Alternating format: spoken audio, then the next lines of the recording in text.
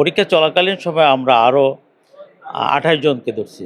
Proxy ক্যান্ডিডেটটাও পালিয়ে চলে গেছে। আজকে খাদ্য অধিদপ্তরের সহকারী উপখাদ্য পরিদর্শক পদে লিখিত পরীক্ষা ছিল ১.৫ ঘন্টার।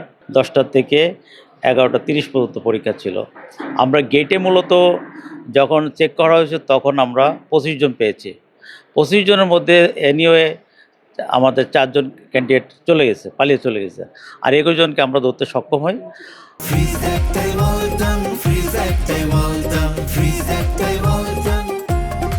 আর এই পরীক্ষা চলাকালীন সময় আমরা আরও ২৮ জনকে ধরছি।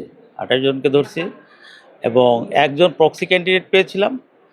প্রক্সি ক্যান্ডিডেটটাও পালিয়ে চলে গেছে। এখন আটক করা হয়েছে অ্যাবাউট 49। আমাদের টোটাল ফিগারটা আরও একটু রেকটিফাই করতে হবে, আর একটু টোটাল এগ্রিগেট করতে হবে। মোবাইল ডিভাইস ছিল, আরও ওই ব্যাটারি টাইপের ডিভাইস ছিল, তারপরে ওই ব্লুটুথ টাইপের ডিভাইস ছিল, তারপরে বেশিরভাগ ছোটো ছোটো মোবাইল ছিল, আর ছোটো ছোটো একেবারে গোল গোল একেবারে ছোট্ট ব্লুটুথ টাইপের, ম্যাক্সিমাম ব্লুটুথ টাইপের আর ব্যাটারি টাইপের বেশি পাওয়া গেছে আর কি। না, আমাদের প্রথমত গেটে যেগুলো ধরা পড়ছে সেগুলো ডিটেক্টরে, মেটাল ডিটেক্টরে ধরা পড়ছে, এবং যেগুলো মোবাইল ছিল, বড় বড় ডিভাইসগুলো আমরা হাতে চেক করে পাইছি, আর মেটাল ডিটেক্টরে চেক করে পাওয়া গেছে।